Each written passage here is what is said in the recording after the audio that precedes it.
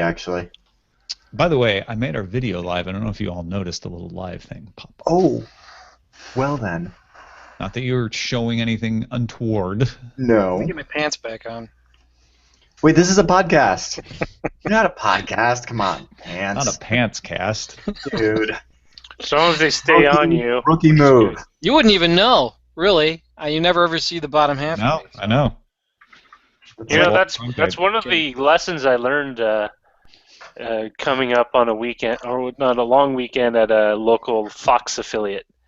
That the local sportscaster came into work, and he just came up with like a polo and jogging shorts, and then he just basically put on a shirt, tie, and a sport coat, and sat down, and that was his thing. Why not? He's not the weatherman. He's not gonna get up and walk around a map. But how was that? Tom, does that sports coat even leave the basement? No, it actually stays. This thing here, rarely. I think it left once this past year. Maybe. Just to That's prove I am actually- wearing pants. All right. All right. I'm glad that was how that turned out. Let's get our show for the on after road. show. Sometime during the show, I will remove them and then stand up. We'll never know when. All right, here we go. The Daily Tech News Show is powered by you. When you submit articles, send emails, and visit dailytechnewsshow.com/support, you're exercising value for value and all the many ways to show the love. That's dailytechnewsshow.com/support. Thank you. This is the Daily Tech News for Friday, April 15th, 2016. I'm Tom Merritt. Joining me today, Mr. Darren Kitchen, host, producer, and founder of the online web series Hack 5. How are you, sir? Oh, man, Tom, it's so good to see you. It's awesome to be here. I'm loving this Friday. I'm just, like, alive. So great. And I'm wearing pants. Oh, just like are our you friend. wearing pants? Yeah. I also am wearing pants. We should check with Len Peralta, who's here to illustrate the episode. Are you also wearing pants, Len? At this current moment, yes, I am wearing pants. And call off the dogs. I should mention there's an amazing Venn diagram, in fact, that shows times in my life when I'm happy, times in my life when I'm wearing pants. And we're right there in the that's great. That's good to know. Big thanks to Jamie Lewis, by the way, who put together a little intro at my request. I was like, could you do one? Because we can't use the old one. And he gave me 3. So stay tuned for more Jamie Lewis intros. We are going to talk about 360-degree cameras because Darren's had his hand on both the expensive kind and the affordable kind. And you're gonna give us a look at creating those videos. Enough about what they're good for and watching them. How do you make them? It's gonna be fun. Let us start off with the headlines. Trend Micro researchers uncovered 2 vulnerabilities in Apple's QuickTime for Windows that are not yet in the wild. Exploitation would require users to download a malicious video and view it anyway. So if you're careful, this is not super urgent. Apple has not updated QuickTime for Windows since January, and the researchers at Trend say they don't think Apple's issuing any more patches, and they advise you to remove the program, a recommendation seconded by the U.S. Department of Homeland Security. Apple has not supported QuickTime for Windows 8 or 10 anyway, so we kind of saw this coming. Would have been nice, if this is true, which I think it probably is, for Apple to issue a thing saying, hey, we're not supporting this anymore, you might want to remove it. Yeah, well, no, that's the thing, though, is it's still going to be required for so many things, especially in the video industry, for years and years to come. It's just kind of like a staple, and it's one of those dependencies that'll just be alive and kicking. And to be clear, QuickTime's still alive and kicking on OS X, so it's not going away. It's just going away on Windows. So actually, one could even say that this is actually a ploy for Apple to just force video professionals to buy a Mac. Right? I mean, it's that creeping isolation that I don't like on mobile platforms kind of moving in. Like, we only have Safari on OS X, we only have Edge on Windows, now we only have QuickTime on OS X. You've only got so many developers, so you can only put so much time on every platform, unless, of course, you were to make it like an open standard and let the whole universe create for it, in which case, that's crazy. Could we all just standard on VLC? That would be amazing. Thanks. No. Done. Over. No, and you can even get VLC on like Apple TV now. Right. I don't understand. I'm just saying, like, I have too many times played with video production apps that require you to have QuickTime installed for any functionality to happen. So it's just sad because you know it's going to be kicking around on some boxes somewhere. And so this will be like, it's like Internet of Things where, a appliance doesn't get updated because, whatever, it's just a thermostat. Same kind of problem there. So the upshot of this, folks, if your head's still spinning, if you run Windows, uninstall QuickTime. That is what or install OS 10 instead, because then you get updated. On Windows? No, you're gonna have to replace Windows, obviously. Oh, yeah. Don't let Darren confuse you. Just uninstall QuickTime from Windows. At a press event in Shanghai, Huawei announced the Huawei VR headset for use with the P9 phones, both versions, and the Mate 8. Huawei promises 360-degree sound along with the video. That's their little gimmick. The headset delivers 20 millisecond latency and 95-degree field of view. Huawei will offer for free 4,000 movies, 40 games, 350 panoramic pictures, and 150 panoramic tours. They didn't offer us a price or date yet, but this is very similar to the Gear VR. No, it is very similar to the Gear VR. However, it is not the Gear VR. See, the Gear VR is an Oculus-based system with its own kingdom, its own walled garden of apps and ecosystemness, similar to how you have Google Cardboard, which is kind of this laissez-faire world of, things work, and we have kind of a front end-ish, but there's also no need to necessarily use it. And there's millions of different, flooding the market on Amazon of cardboard players that you can pop your phone into. So it's cool to see the phone manufacturers making their own first-party ones because obviously it's going to look so much better. They know the specifications of their stuff. They can, tightly integrate it. The Gear VR is a great example of just well-designed VR headset, and it's actually the reason why I rock a Galaxy S7 and why I got the Note 5 before that. So I'm happy on one hand. On the other hand, I would love to see some, now that I've played a lot more with VR, some sort of standardization across the handset manufacturers and headset manufacturers coming together with a more unified ecosystem. Because it is frustrating when certain apps are Oculus and other apps are Cardboard. Yeah, and Cardboard being an open standard doesn't fix that because you still have a silo there. It's not widely. Right. Microsoft launched a preview of plug-in-free Skype for the Edge browser only. It supports voice and video calls, including group sessions. New version uses Object Real-Time Communications, ORTC's API. Won't work if you're calling an older version of Skype or the mobile app or a non-Edge browser or landlines. But it will work on up-to-date versions of Skype and other people in the Edge browser. Preview's rolling out slowly and should be completed by the end of the month. Microsoft's waiting for H.264 video support before they roll this out to Chrome and Firefox. And I assume they could eventually put it in the apps as well. I feel like I should do my journalistic due diligence, and rather than be an open source and standardization fanboy here, I should really just rally behind Microsoft and their willingness to make cool stuff like Skype available on the web, and I put that in air quotes because they're waiting for H.264, something that requires royalties to work on a proprietary browser. Not to say that we don't have amazing, fantastic technologies like WebM, for instance, with its awesome VP9 codecs that are supported by open standard browsers like Firefox, Opera, and Chrome. Maybe while they're at it, they should add support for Edge and IE for WebM instead of just the proprietary stuff. But either way, why get everything all standardized anyway? I mean, so what you're saying is maybe smaller than a baby step, but it's a step? No. It's a step divergent from the direction of the open web. Yeah, I wouldn't even say it's divergent. It's not towards an open web, but at least it's towards the web.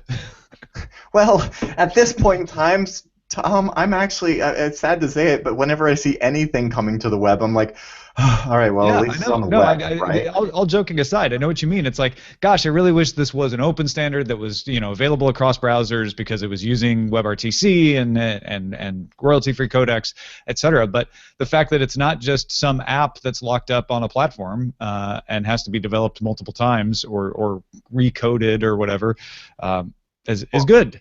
And that's the thing. It wouldn't have to be if they had just gone with WebRTC. The infrastructure is already there, but they have to Skypeify it. So I get it. It's Microsoft. And actually, if anything, this, on the one hand, makes me happy that there's something new to the web and not just an app. And then on the other hand, reaffirms my belief that, oh, okay, it's still Microsoft. Because, sometimes they're like throwing Bash and Windows and I get really confused.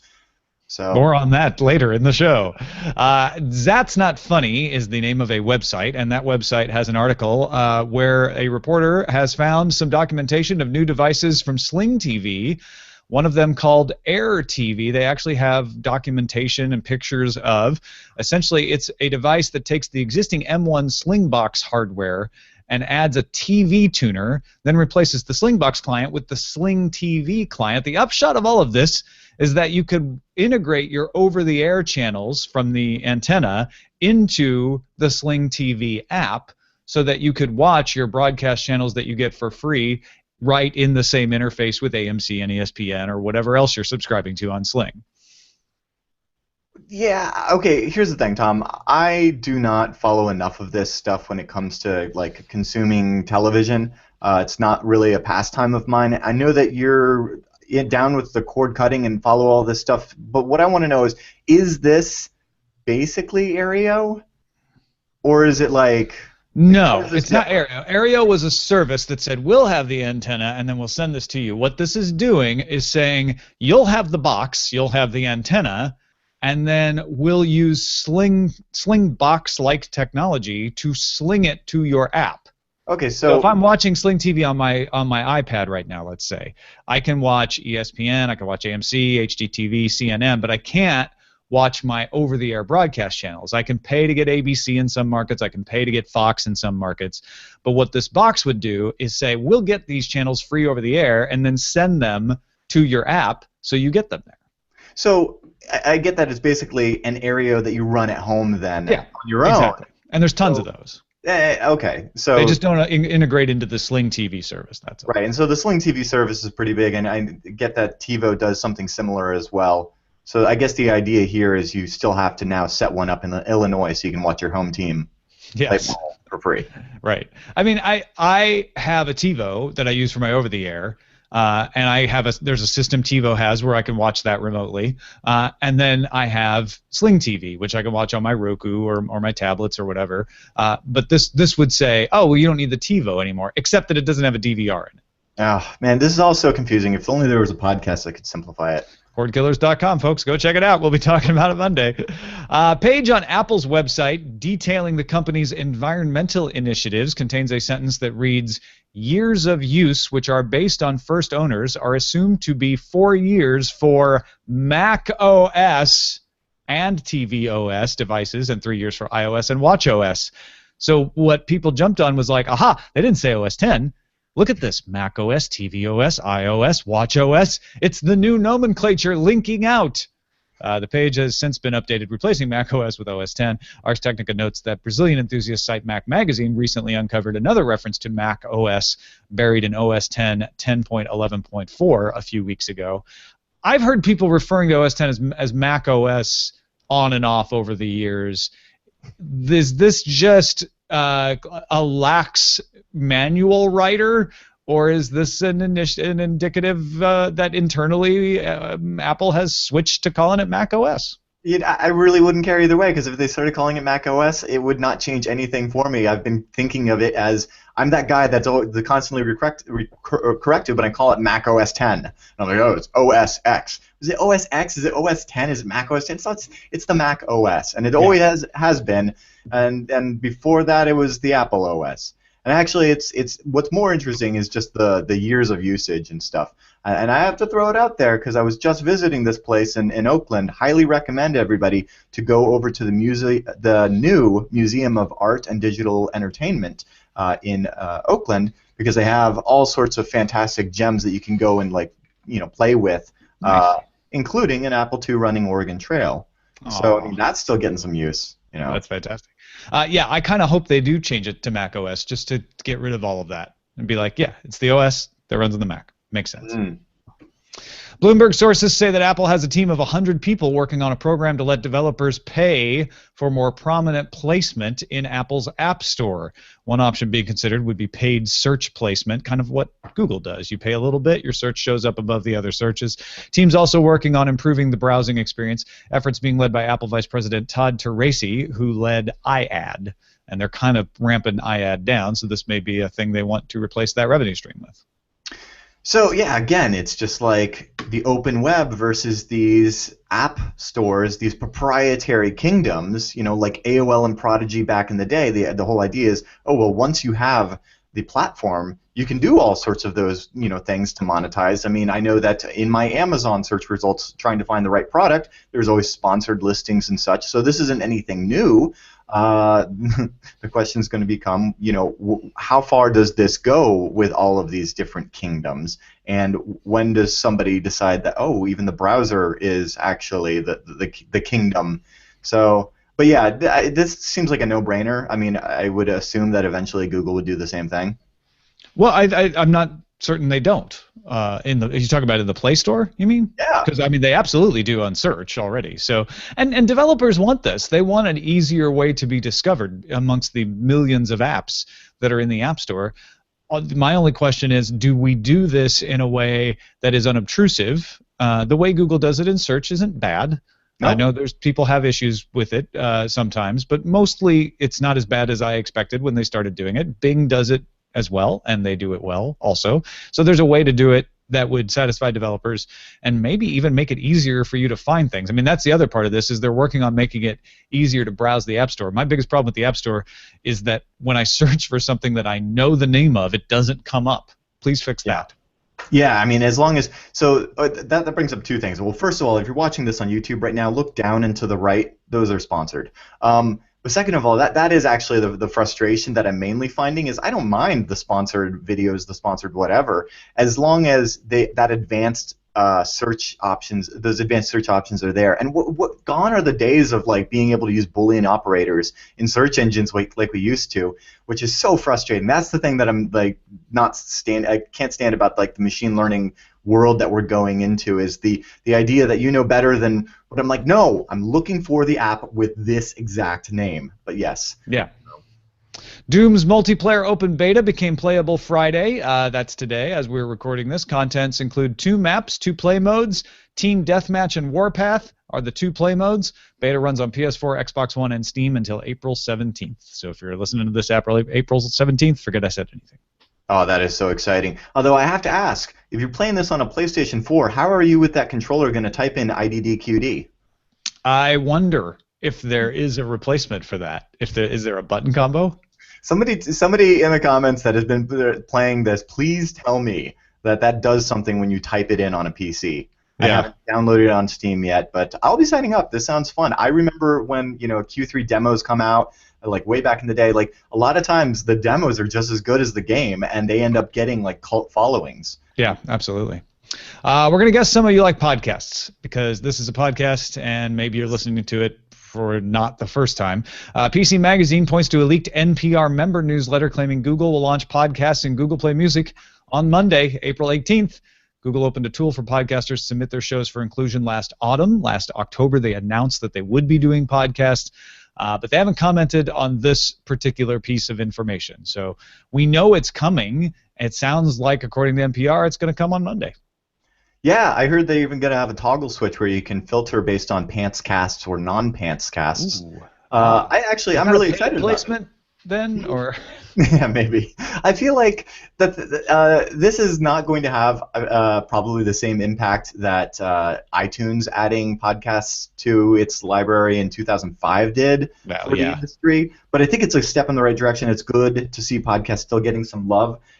Media at Google sometimes seems like sort of a mess. It's like kind of like how messaging was before Hangouts sort of unified it, maybe, sort of.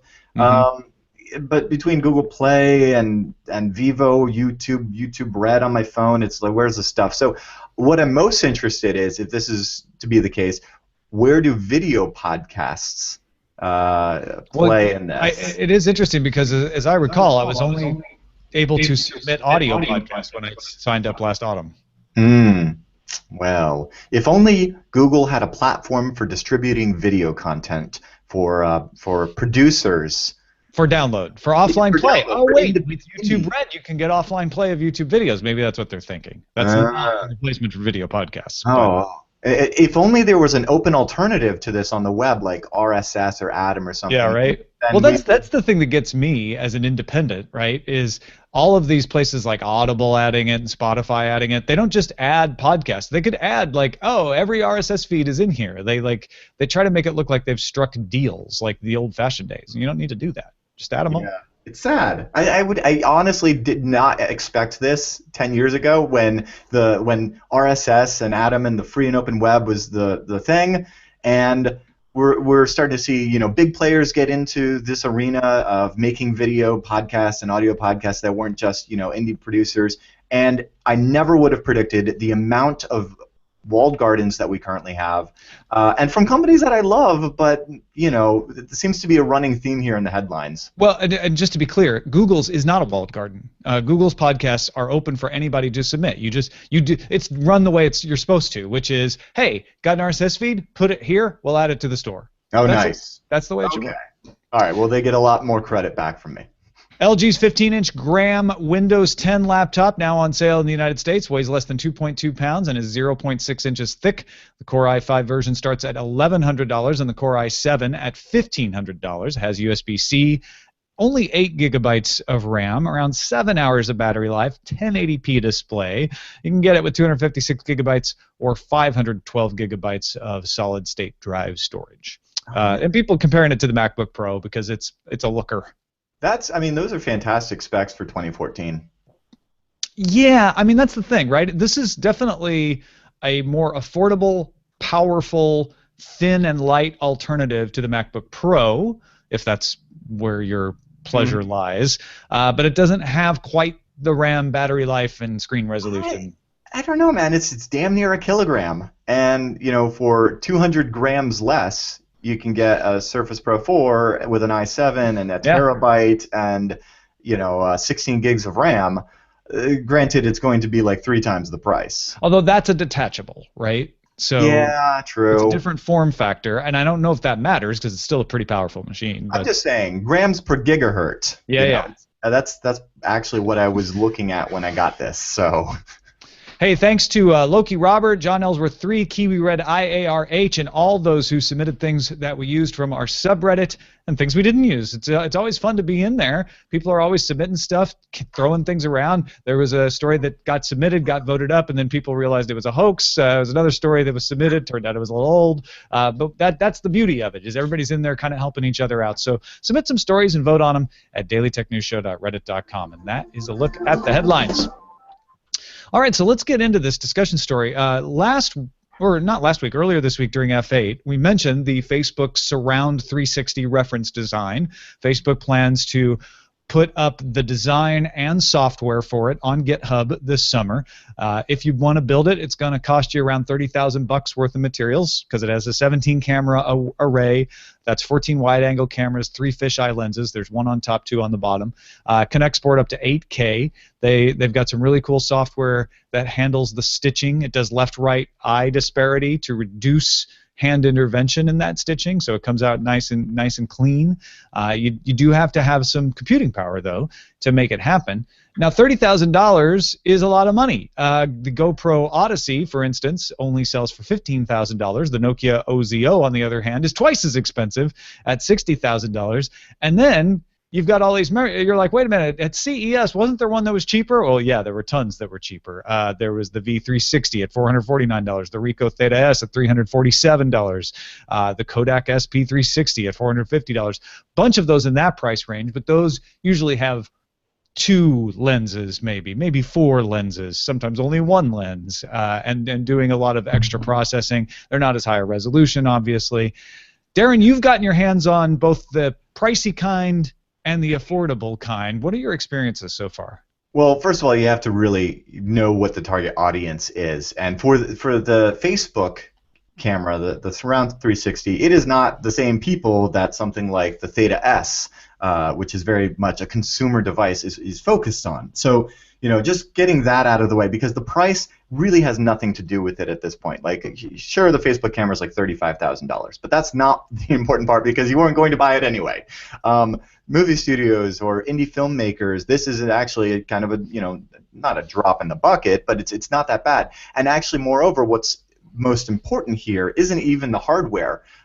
It's the fact that they've put together the software and the workflow and the entire package and made it open source. So they're using off-the-shelf components. That's kind of one of the big things here. They're using off-the-shelf cameras that have a global shutter, so you don't get smearing when there's moving objects. And there's something that you can go and buy today. And the design, I'm actually friends with the industrial engineer who designed this, so I've been seeing kind of things as they go, and it's really beautiful to see that, hey, this is something that you could download, take to a machine shop, get made, buy these components and put together very much in the open source way, and then use their software. And that's kind of like the most important part, the takeaway from the Facebook side of things when it comes to these 360 cameras, which is a totally different ball of wax than when it comes to the consumer stuff. Well, yeah, because Facebook wants you to make video, so that's their rationale for saying we don't want to be hardware makers in this particular instance. We just want you to make stuff, so we're putting it out there. And theoretically, $30,000 now is the estimate, but put it in front of an open source crowd for long enough, they'll figure out some cheaper ways to do it. And like you say, this is definitely heavily industrially designed, high quality components. You've been playing around with the cheaper stuff. What have you found there?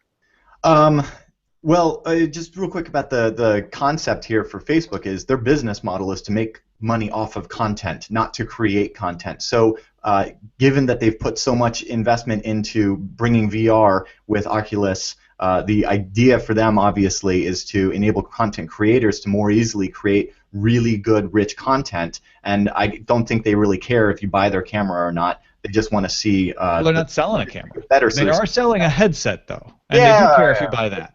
Well, that's hardware, though, because ultimately what we've been talking about, one of the themes of this show has just been like once you have that platform and that kingdom, and that's something that Facebook definitely has, is that kingdom. As far as the little guys are concerned, I've played with a few of them, the Kodak SP360 and SP360 4K edition, as well as various iterations of the Theta. Currently the Theta S, as well as the Gyroptic, which is really interesting, coming out of a company in France that does some different kind of stuff. And I've recently just fallen in love with the Theta S for pretty much the reasoning behind it is because the image quality of the stills are pretty good. Not great, but they're pretty good. They're good enough to share, and they look good. And it's mainly the workflow and just kind of the pocket ability. So something like the Theta is really something that'll just like sit in your pocket and feel no bigger than an old school candy bar phone. Whereas the Gyroptic is kind of this beast that you're going to need to tote in a bag. And for that reason, the Theta has two lenses, right? One on each side. Right. And it's using processing to make the 360 degrees by overlapping the fisheye lenses, whereas the Gyroptic has 4 lenses, so it doesn't have to do as much work on the stitching side, but it makes it bulkier. Right. So the Gyroptic uses 3 lenses, and the image quality isn't as good as I've found. But then again, I've also been playing with beta units. They're all really cool, and it's all going to evolve. We're very much in the first generation of this kind of stuff. But for me, looking and playing with these, like for instance, I would say that the Kodak 4K SP360, fantastic, except the workflow is terrible. And it's a huge honking camera. So it's kind of like the same idea as when you think about, like, okay, well, who are you? Are you that guy that wants the massive DSLR and huge lens, and you want to bring everything into Lightroom and tweak it? And if that's you, then there's a fantastic path to take down for those. And then the other side is, do you want a point and shoot? And for me, like, it's weird being a photographer and yet wanting to do the point and shoot, because I find that the best camera I have is the one that's on me, and the one that's on me is going to be the one that just slips into my pocket or bag. And so for that reason, I've been really enjoying the Theta S. That, and for the fact that at least if you're in the Google ecosystem, it is the only consumer camera that has been anointed by Google to be used with Street View, so I can take photos, and I've done this. There's a really cool graffitied up abandoned building in Ferry Point and Point Richmond, which I added to Google Maps. So if you go there on Google Maps, you'll see a little blue pin when you drag the little peg man, and you can plop that on there and see in 360, and that's a photo I took, and so now I can contribute to, you know, a massive platform like Google Maps. There's a bunch of other ones coming up that I'm really excited about. Yeah, and so I like your way of breaking it down, sort of similar to what we do with cameras, right? There's point and shoot, there's prosumer, and then there's obviously professional. Right now, GoPro Odyssey, even the Facebook Surround 360, those are professional. Those are like you've got some money to spend and you want to do the highest quality stuff. And it may be a small business, but you know it's going to take some outlay. What do you think, as far as like in the equivalent to the DSLR prosumer guy and the pocket point and shoot? What do you think? Who are those for? Who are those people in your mind? Well, you know, it's still such an infancy of this industry, but I've found that the immersive experience that you can have with a VR, especially with a device as personal as your phone, it's such a rich way to share something. I've had experiences with, you know, Oculus on Gear VR or with Google Cardboard, watching a video where I have been transported to a place and I am having an experience, and just a video, not a game, but a video. But I feel like I'm there. Like there's a fantastic demo one where you're in a man's home recording studio in British Columbia, and there's a dog sitting there, and he's playing the piano and smoking and singing, and it's like you're transported, and you can't say that you didn't just have that experience. So as far as a way to share experiences, it's far and away like different than photography. It's similar to photography in that there are cameras involved, but it's different enough in that the traditional rules of like, okay, composition are totally out the window because you're not deciding where you're going to point it. It's pointing everywhere at once. So I feel like there's going to be, if somebody can crack this and find a way to get this into the hands of enough consumers to view the media, then the hardware sales will follow through, and of course you'll have the same thing that you have right now with cameras, where some people are going to want to spend the extra and get the bigger, bulkier one and spend the more time stitching the photos and videos on a PC, and other people are just going to want something that they can use, you know, pull out of their pocket and use an app on their phone. But right now, kind of the problem that we have is that I'm not scrolling through Pinterest or Instagram and seeing a 360 video and then just popping out a headset and seeing that.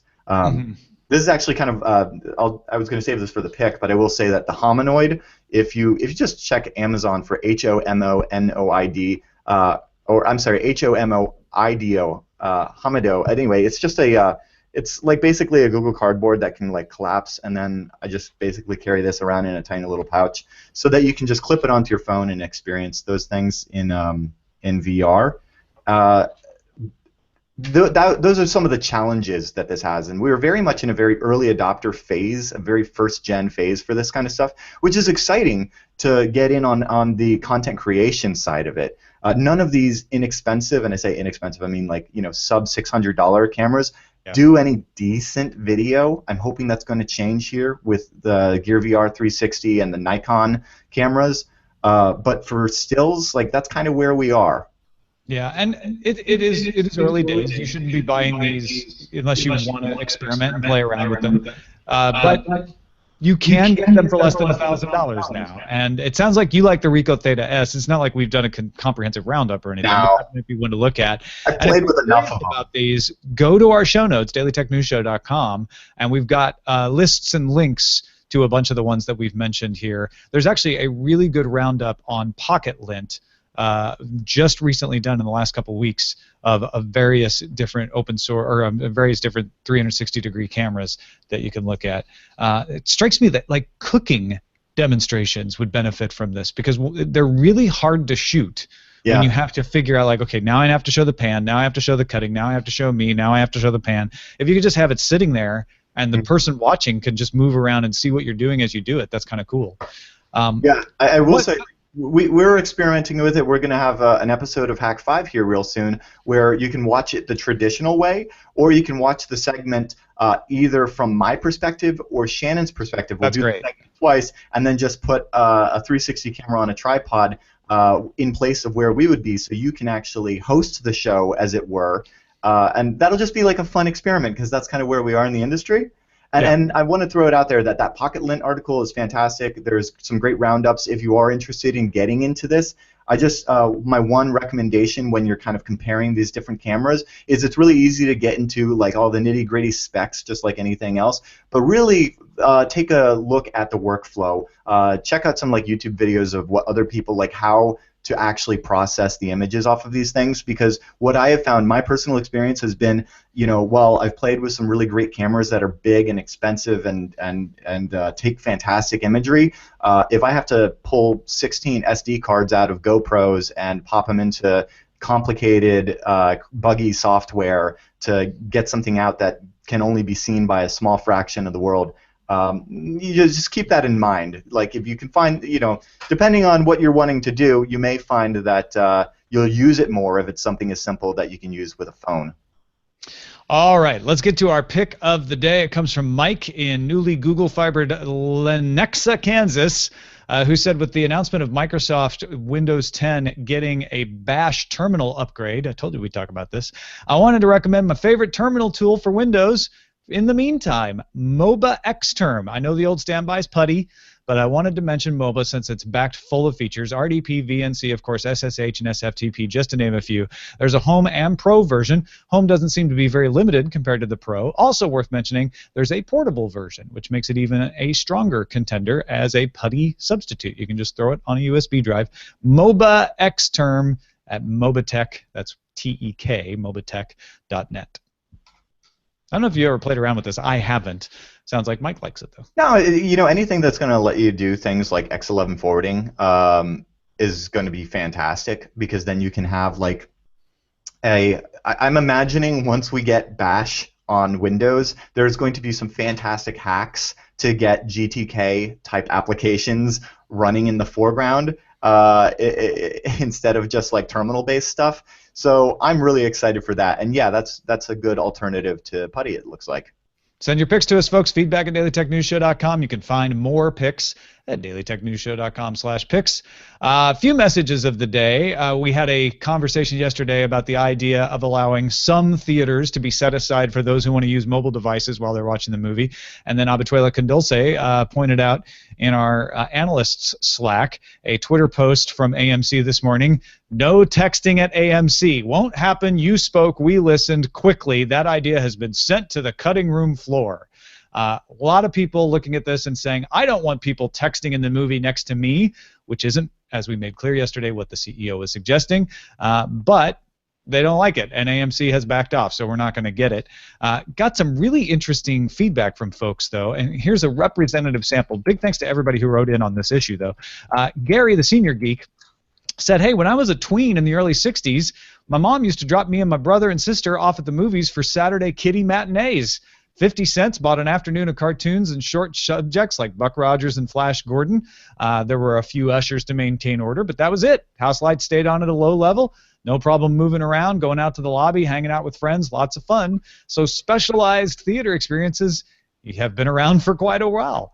Then we got AOI saying the movie theaters that show food bother him more. Apparently, most of the theaters in his area are now the pub experience, and he says they don't turn the lights down nearly as low. The waitstaff are wandering around the entire time, even in the middle of the film when the activity is lessened. Nothing short of someone talking on their phone is as distracting and as frustrating as people wandering around in front of me with racks of drinks. I'm kind of baffled how the older generation finds this less distracting.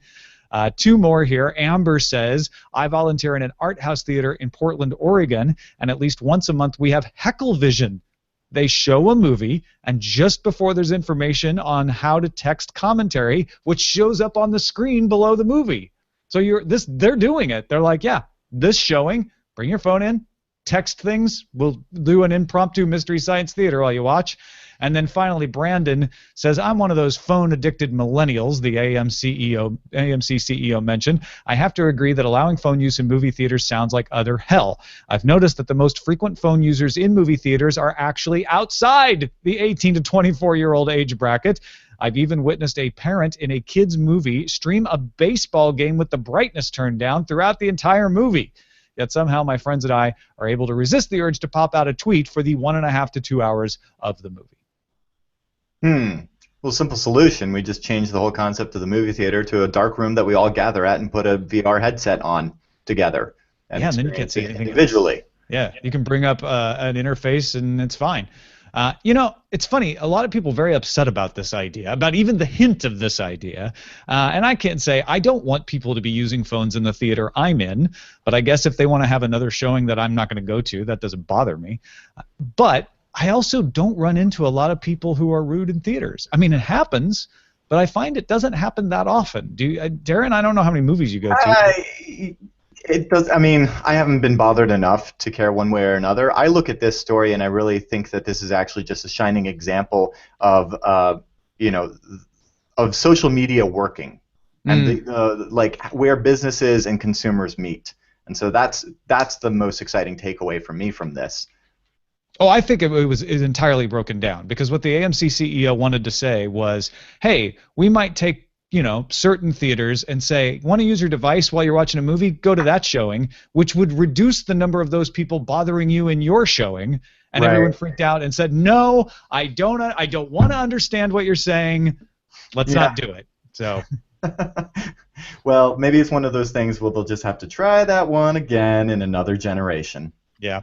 Well, that is it for this episode of the Daily Tech News Show. Of course, lots of stuff going on over at Hack5, hak5.org. What are you and Shannon cooking up besides this awesome, be the host of Hack5 through virtual reality, which sounds awesome? Oh, thank you. Yeah, that's going to be a fun one. And, well, I mean, being the kitchen, I'm always cooking up something. You can go over to hak5.org and learn how to build your very own drone. We just shot our primer episode on learning to fly. That'll air next week. We're very excited to bring that one to you.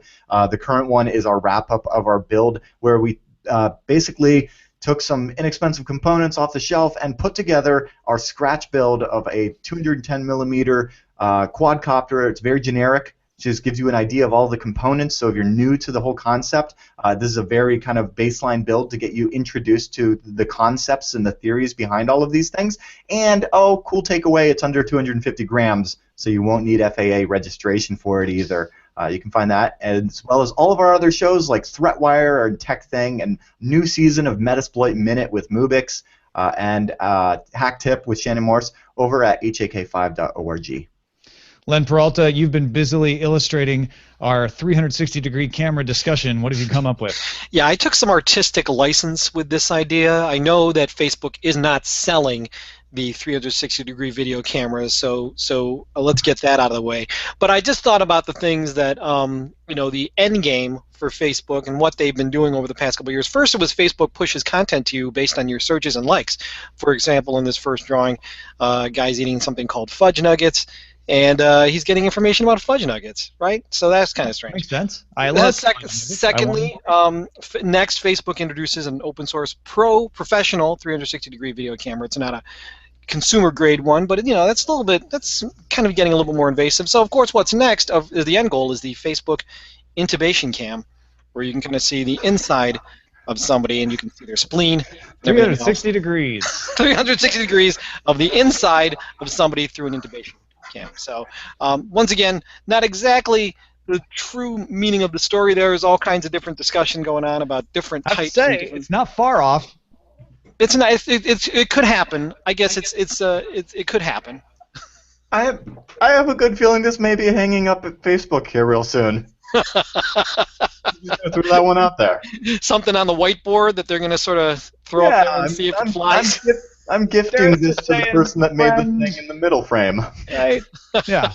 Absolutely. I like the way you have the 360-degree video camera hovering menacingly. Yeah. Right, exactly. You know what it reminds me of, in fact, is the drone from episode 4, the Leia bot with the needles. Yeah, a little bit like a probe droid from Empire Strikes Back, too. Yeah. So. Yeah. Well, I for one look forward to Spleen Book, where we all share our spleen photos with each other. Well, if you follow me on Facebook, you know I already do that. So it's. So go check it out, lenperaltastore.com. It's available for you to look at and buy. And I'm not saying he's going to give you a discount if you're a Facebook employee, but anyway. Definitely. Thanks to everybody who supports the show. dailytechnewsshow.com/support. That is the URL to use if you want to support the show. A lot of you already support the show. You guys are the best. We don't take advertising from people. So we exist based on whether you want us to exist or not. If you want us to exist, go to that URL or patreon.com/DTNS and give us a little something, even if it's just 5 cents a show. Everything helps. And of course, as I'm always saying, the biggest thing you can do to help the show these days is if you're already supporting it, tell somebody else. Or even if you're not supporting it and you can't afford to support it, just tell somebody about it. Review it on iTunes, review it on Pocket Casts, rate it somewhere, give it some stars, tell somebody, show somebody how to subscribe to a podcast that you know would like it. That's going to help us out. dailytechnewsshow.com. Our email address is feedback@dailytechnewsshow.com. You can give us a call, 512-59-DAILY. That's 593-2459. Catch the show live Monday through Friday, 4:30 p.m. Eastern at alphageekradio.com and diamondclub.tv. And visit our website at dailytechnewsshow.com. Back on Monday with Lamar Wilson. Talk to you then. This show is part of the Frog Pants Network. Get more at frogpants.com. Diamond Club hopes you have enjoyed this program. Somebody's trying to Ron Burgundy me with the date. Oh, wait, did I put the wrong date? I'm not pointing fingers, Roger. Oh, you can point. It's Thursday, April 14th. Oh, sorry. You know why, right? Why? 'Cause I wrote it last night. Oh, yeah. No, that makes perfect sense, actually. Yeah. I apologize. Thursday. Today's Thursday. I'm writing it. Tonight's Thursday. I don't know. What do you want? All right. Got it. What do we got for titles? Oh, man, I got to give props to Tinvec. You can't take the Zor from me. We were talking about Boolean operations. Anyway, I just shout out to that one. This isn't a pants cast. YOLO 360 cam, no scope swag. I love that one. Skype on the edge. Ha ha ha. Daily Tech News sarcasm with Darren Kitchen. You now ignore your Facebook friends in 360. That one's good. 360 degrees of my spleen. Oh, that's good too. 360 degrees of meh. Yeah, we got a lot of them. Skypeify it. Facebook's VR rig, very expensive. Spleen Book. I like Spleen Book. Yeah. There's install also QuickTime, Vision. install OS 10. I like the one that's ASCII art of checkboxes for Pantscast. No Pantscast. Your choice. That is a good one. I can't believe it's not a MacBook Air.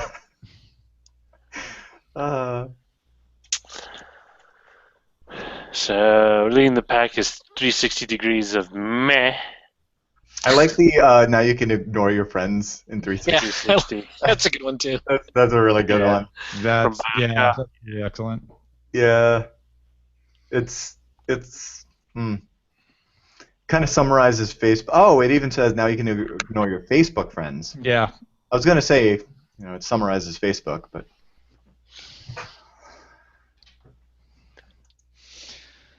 I in the chat room I said you cannot take Zor from me.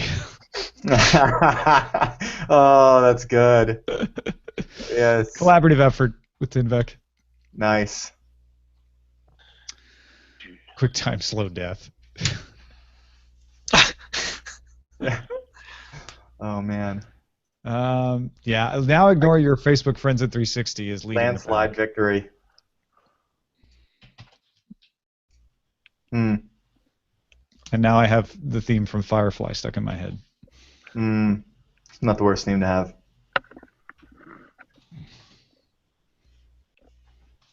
Can't take the sky from me. Oh, one thing during the show, and I don't know if anyone else noticed it, but occasionally when you spoke, Tom, it sounded kind of echoey, but it was intermittent. Yeah, I feel like it might have been. Darren, did you have headphones on? No, I don't, and I'm using a different computer this week, so okay. So I think I'll it might back have been. To the other one it might. Well, you have speakers on, right? I have speakers on. Yeah, but so I've had speakers on for the last like 6 months. And it's not consistent. Like, it's not happening right now. I think what happens is at a certain point the noise canceling stops listening. And so when I start talking, I'll get echo for a little bit, and then it'll go away once it realizes what's going on. Because it didn't happen a lot. I didn't try this. I didn't do this before the show, but yeah. Yeah, no, you're on the right mic. Cool. Yeah, you're definitely on the right mic. All right. And it was usually like if you'd been talking for a while, as I started talking, there'd be echo, and then it would go away. So whatever was damping down your echo just had stopped being active, and then when it heard me talk, it was like, oh crap, I stopped that echo again. All right. Well, go figure. Yeah. Go figure skating. Woo! Oh man, I just noticed the figure skating rink, which I hadn't gone to, so I'm just as guilty. Closed down. There was one over there. Been there forever. Are you pointing Culver City? Hey, maybe you get a deal on a used Zamboni now. Think about that. Yeah, right. Right? Probably true. Yeah, but one door closes, another one opens. Who doesn't need a Zamboni? It's people without an ice rink. Yeah, the people who close the ice rink for That's how people commute to work in Canada. No, they use dog sleds. Come on. Oh, right. I forgot about that. If you go to the Capitol, there's actually a thermostat for the country. You just kind of turn it on. Oh, really? Keeps it a brisk temperature, except for the summer. Oh, hey, Justin Trudeau, could you turn the thermostat back up a little bit? Oh, it's actually the Governor General. Oh, I see. Have you? You're on a Mac, right? I am at the moment. Okay, but you're using Illustrator, right? Oh, me? Yeah. Oh no, I'm using Photoshop. Oh, you're Photoshop. Oh, okay, cool. Well, it's the same thing either way. No, it's not. Well, no. I'm sorry. For purposes of what he's about to say, I feel. What I was about to say is whether it's a Mac or a Windows or an Illustrator or a Photoshop, the Adobe Suite will now detect if it's a pen-compatible device. I've been playing with Illustrator on the Surface Pro 4, and I was just in a coffee shop and I needed to do a little bit of editing on this challenge coin I'm working on, and I was like, I'll just fire up Illustrator, and it was like, oh, hey, we noticed that you have a pen, and I'm like, oh, I haven't even used this pen thing. Let me try this. Dude, is it cool? It's really cool. Yeah. That's cool. I need to upgrade. If you walk, I'm just saying, if you walk by, a Microsoft store, I'm not, promoting the Surface Pro 4. I'm just saying, like, as, somebody that lives in the Creative Suite, sure. It was a totally surreal experience because it changes the entire interface completely to make it more touch appropriate. Ah, interesting. And, yeah, it was cool. Does that work with the? You think that works with Wacom Cintiqs? Do you think that? I don't know. It's their pen, and it doesn't. I'm sorry. On the desktop, it doesn't change.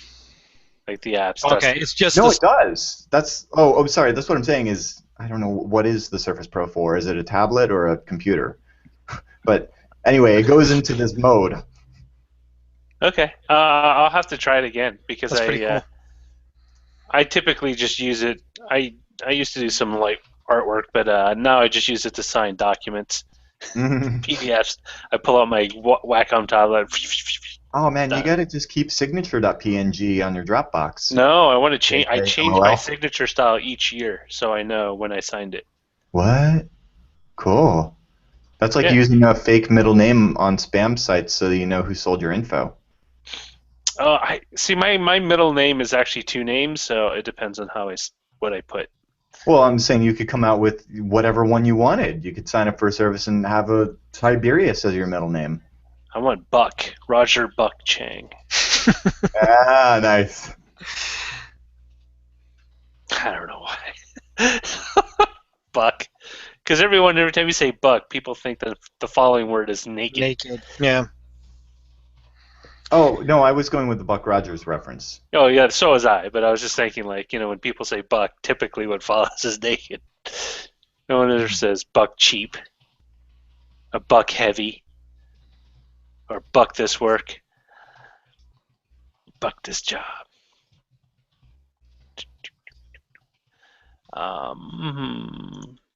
So audio's taken care of. Oh, I can't wait to. All right, I better start making dinner. Spaghetti? It is tonight. We haven't had it in a real long time, so we're gonna. Do you ever just do a casserole dish?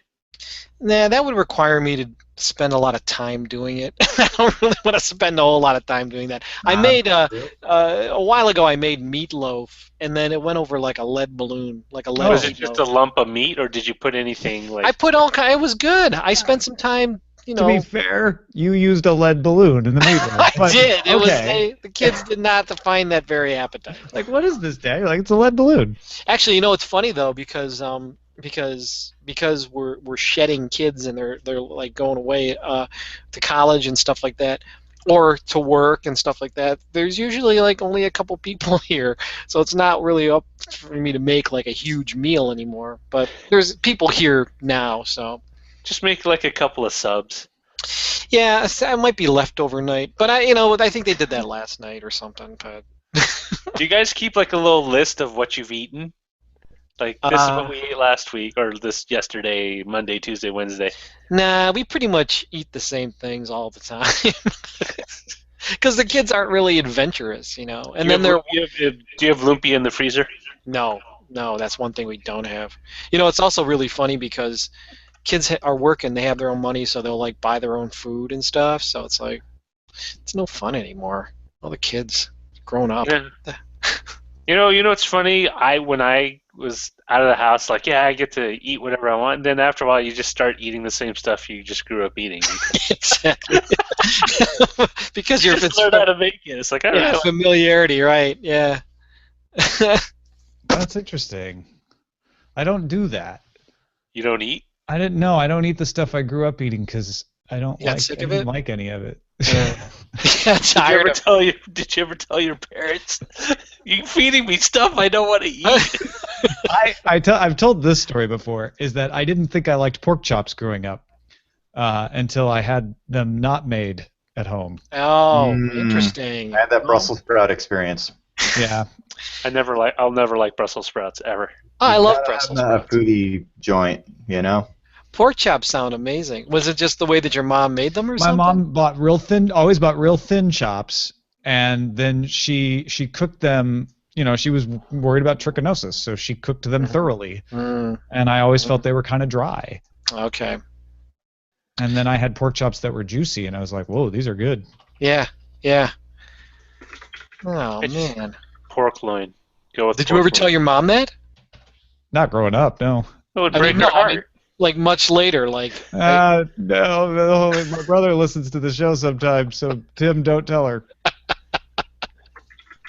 Might be watching on her phone, and in which case, Nora is a big fan of Mexican food, so we'll have tacos, we'll have burritos, we'll have chili. That's one I have fond memories of. And I think that the kids are just going to rebel against it, because we've had it so much, which is interesting because growing up we never had Mexican food, we never had. We had taco Saturdays at our house. Oh, really?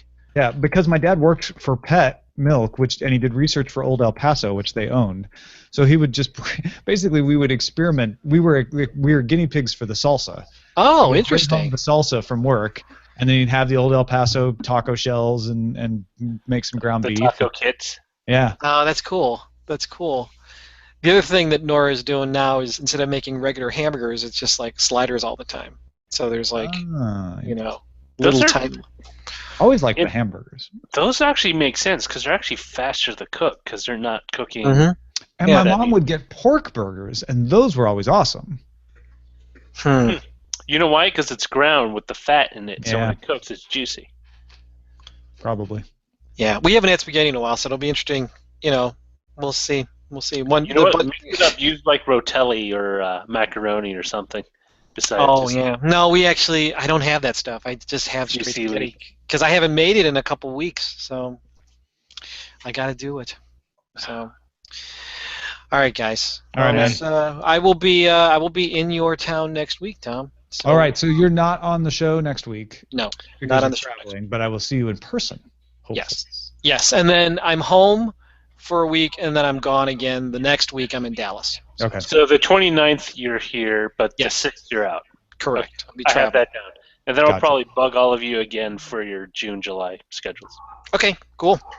Cool. See you guys later. Bye. All right, thanks, Dan. Bye. Almost done with the upload here. See, I hear it. It's because I've been quiet. Now I hear my echo. Amazon Echo. No, you're supposed to say. I wasn't going to say it. What? You know what I realized? They really missed the Amazon Echo. They missed the boat. So I mean, I'm not the first to have this thought, but it occurred to me the other day that if you could name it computer and maybe have the voice done by Majel Barrett, we'd be all better people. No. I don't think she's around. Is she still alive? Yeah, but you got lots of tracks of her. Yeah, come on. Yeah, but that's not the same thing. Or have at least like an Easter egg where you can say, you know, computer, Earl Grey, hot, and then have Majel Barrett's voice say something back. You are not authorized to take that action. Yeah, exactly. You know, that violates the Prime Directive. I don't know, something. That's like getting what's-his-name from Boy Meets World, the teacher, to redo the reprise the voice of Kit, even though he passed away. And just say no. No one wants Kit, man. They want the Enterprise. No, people want a self-driving car, all right? No, they wanted to, yeah, but how many people are going to fit in Kit? 2 at the max, right? Do you know how many people can sit on the 1701D? That's a big ship. We can all get down with that. Where are you going to park it? Where are you going to park it when you? Where are you going to park it? You can park it in orbit. Did you hear the rumor about what the new Star Trek series is going to be about? Please don't be about the NCC 1701NX. Not going to have an Enterprise. It's going to take place after Star Trek VI, the movie, before The Next Generation, and be an anthology. At least that's the rumor. So that every season will be a different story and possibly even a different cast. Well, that's interesting. Yeah. I want to see how many of those stories have a plot line similar to an episode of The Twilight Zone. I would like a TNG-like experience, a self-serving with good, you know, like, I don't know. Waffles. Good waffles, like the Enterprise. Yeah, hash browns. Yeah. That's one of the things. What was it about TNG that, like, it wasn't that it had like a good moral, you know, thing, but like it explored the human condition in many awesome ways. Well, yeah, because Roddenberry was still around saying you can't have humans conflict with each other. You have to find the conflict elsewhere, and that forced people to get creative. Like bring back the one with the flute. Help me out here. Oh, that's the inner light. Yeah, the inner light. I mean, like that's the Star Trek that I love. That's the only episode I love. Star Trek Waffle House. Oh, there is, I'm sure, a Waffle House at the end of the universe. Yeah, there's a Waffle House probably on Ceti Alpha 6. Yeah, there might be. I would think there's only one way to find out. Yeah. You could take the Intergalactic Highway, stop off at the Ceti Alpha 6 exit. This is Ceti Alpha 6's Waffle House. What if they did a show within a show where they had put things in my elephant ears? I think they're sausage. So instead of like having the top chef, you'll have like the top replicator chef. Just an entire season of reality shows that are being shot in the world of the Federation. Yeah. And it's just like, you know, whoever can program the replicator to make, you know, the most delicious dish. And you got like celebrity chefs come on, like Neelix shows up. Yes. Right? Yeah. All right, I'm out of the post. Thanks everybody for a great Friday. Woohoo! Have a good weekend.